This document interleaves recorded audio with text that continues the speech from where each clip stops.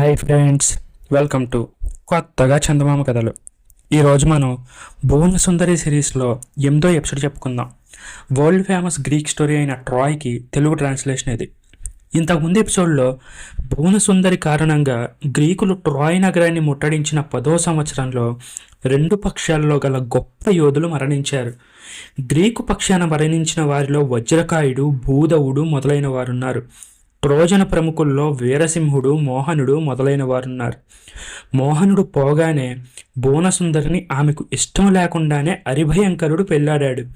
Troy నగరాన్ని పతనం చేయాలనుకున్న రూపధరుడికి భువనసుందరి, ఆమె అత్తగారు కూడా సహకరించారు. ఆ తర్వాత ట్రాయ్ పతనానికి కొంత ముందుగానే వర్ధనుడి కుమారుల మధ్య అంతఃకలహాలు బయలుదేరాయి. అవి చాలా తీవ్రంగా పరిణమించాయి.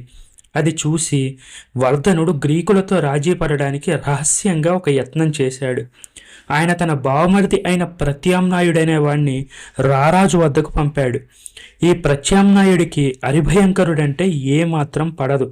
అందుచేత అతను కేవలం సంధి రాయబారాలు మాట్లాడి తిరిగిపోవడానికి బదులు రూపధరుడితో కలిసి ఒక కుట్ర పన్నాడు. ట్రాయ్ రాజసింహాసనము, రాజధనంలో సగం వంతు ప్రత్యామ్నాయుడికి దక్కేట్టు, ప్రత్యామ్నాయుడు ట్రాయ్ నగరాన్ని రూపధరుడి చేతిలో పెట్టేట్టు ఒడంబడిక జరిగింది. ఈ కుట్ర కొనసాగడానికి ప్రశంసనుడు కూడా సహాయం చేయగలడని ప్రత్యామ్నాయుడు రూపధరుడితో అన్నాడు. ట్రాయ్ నగరంలో గ్రీకులకు సహాయం చేసేవాళ్ళున్నారు. ఆ నగరం నుంచి బుద్ధిమతి విగ్రహం దొంగలించబడింది. ట్రాయ్ పతనానికి అవసరమైన పరిస్థితులన్నీ ఏర్పడ్డాయి. ఇక గ్రీకులు నగరంలోకి ప్రవేశించడమే తరువాయి. ఇందుకు గాను ఒక బ్రహ్మాండమైన కొయ్య గుర్రాన్ని తయారు చేయడానికి గ్రీకులు పూనుకున్నారు. ఈ గుర్రాన్ని తయారు చేసిన వాడు దోర్దండు అనేవాడు. ఇతను గ్రీకుల పక్షాన పోరాటం చేయడానికి 30 నౌకలతో సహా వచ్చాడు. ఇతను గొప్ప శిల్పి, మల్ల యుద్ధంలో గట్టివాడు కూడా, అయితే చాలా పిరికివాడు. ఇతను కొయ్య గుర్రాన్ని నిర్మించి దానికి ఒక పక్కన పైకి తెలియకుండా తలుపు ఒకటి అమర్చాడు. రెండో పక్కన కొయ్యలో తమ తిరుగు ప్రయాణం సుఖంగా జరగగలిగేందుకు బుద్ధిమతీదేవికి గ్రీకులు సమర్పించు కానుక అని చెక్కాడు. గుర్రం కడుపులో నుంచి బయటికి ఒక తాటినిచ్చెన అమర్చాడు. తరువాత రూపధరుడు గ్రీకు వీరుల్లో ధైర్యవంతులందరినీ ఈ గుర్రం కడుపులో దాక్కోవడానికి ఒప్పించాడు. వీరిలో ప్రతాపుడు, రూపధరుడు, దేవమయుడు మొదలైన వారు 30 మంది వరకు ఉన్నారు. గుర్రాన్ని నిర్మించిన దోర్దండుణ్ణి కూడా ఎక్కించారు. అందరూ ఎక్కిన అనంతరం ఇతను అతి బలవంతం మీద తాను కూడా ఎక్కి తాటినిచ్చిన లోపలికి లాగేసుకొని తలుపు మూసి బేగం వేశాడు. మిగిలిన కార్యక్రమం మొత్తం రూపధరుడు వేసిన వ్యూహం ప్రకారం జరిగిపోయింది. ఆ రాత్రి చీకటి పడగానే గ్రీకులు తమ శిబిరానికి నిప్పు పెట్టేశారు. గుర్రం కడుపులో దాగిన యోధులు మినహా మిగిలిన గ్రీకులందరూ రారాజు వెంట పడవల్లో ఎక్కి బయలుదేరి టెనెడోస్ దీవికి కొంత దూరాన లంకల మధ్య లంగరు వేశారు. అయితే ఒక్క గ్రీకు మాత్రం కొయ్య గుర్రంతో పాటు ట్రాయ్ తీరాన కావాలనే ఉండిపోయాడు. ఇలా ఉండిపోయిన వాడు రూపధరుడికి దారియాది. అతని పేరు చౌర్యనాథుడు. గ్రీకు నౌకలు తిరిగి రావాల్సిన సమయం వచ్చినప్పుడు జ్యోతి వెలిగించి సంకేతం ఇవ్వడం అతని పని. మరునాడు తెల్లవారింది. గ్రీకు నగరంలో పరిస్థితులు చూడవచ్చిన ట్రోజన్ వేగుల వాళ్ళు నగరానికి తిరిగి వచ్చి గ్రీకు శిబిరమంతా బూడిద అయ్యుందని, సముద్ర తీరాన ఒక బ్రహ్మాండమైన కొయ్య గుర్రాన్ని వదిలిపెట్టి గ్రీకులంతా వెళ్ళిపోయారని చెప్పారు. ఈ మాట వినగానే వర్ధనుడు తన కుమారులను, ఇతరులను వెంట పెట్టుకొని గుర్రాన్ని చూడ్డానికి వచ్చారు. అందరూ గుర్రం కేసి ఆశ్చర్యంగా చూస్తున్న సమయంలో ఇది బుద్ధిమతికి కానుక అయినప్పుడు మనం దీన్ని తీసుకుపోయి నగరంలో ఉన్న బుద్ధిమతి ఆలయం ముందు ఎందుకు ఉంచకూడదు అన్నారు. మరొకరు, ఈ యుద్ధంలో బుద్ధిమతి మన పక్షాన కంటే శత్రువుల పక్షాన అధికంగా సహాయం చేసింది. మనం దీన్ని ఇప్పుడే తగలపెట్టేద్దాం, లేకపోతే దీన్ని విరగ్గొట్టి దీని కడుపులో ఏముందో చూద్దాం అన్నారు మరికొందరు. ఈ మాటలకు వర్ధనుడు సుతరాము ఒప్పుకోలేదు. దేవతకు కానుకగా వదిలిన వస్తువును నాశనం చేయడం చాలా పాపం. మనం ఈ గుర్రాన్ని చక్రాల మీద నగరంలోకి చేరుద్దాం అన్నాడు ఆయన. ఆ ప్రకారమే ట్రోజనులు కొయ్య గుర్రానికి చక్రాలు అమర్చి కోట ద్వారం వద్దకి తీసుకుపోయారు.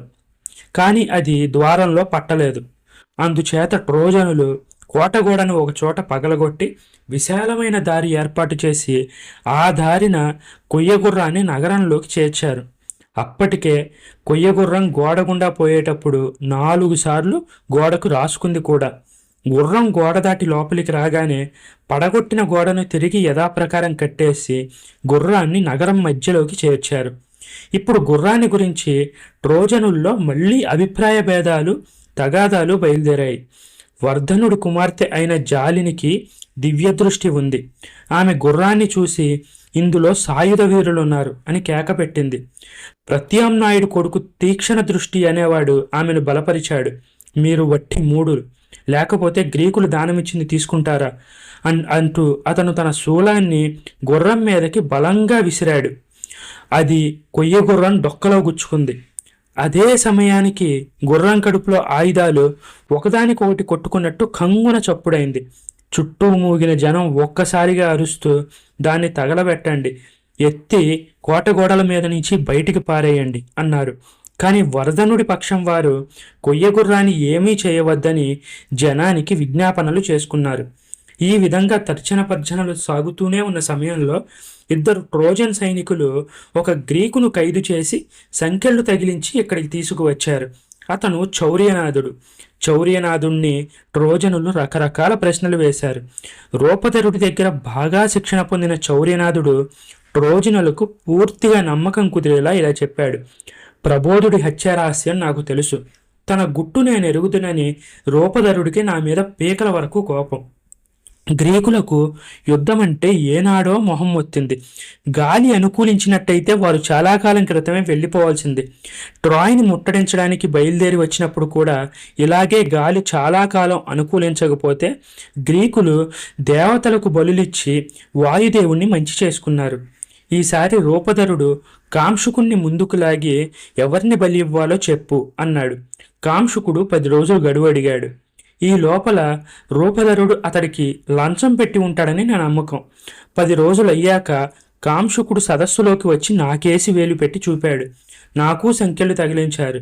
కానీ నన్ను బలి ఇచ్చేలోగా అదృష్టవశాత్తు గాలి అనుకూలంగా వీచింది. వెంటనే నా సంగతి మర్చిపోయి అందరూ ప్రయాణ సన్నాహాల్లో మునిగిపోయారు.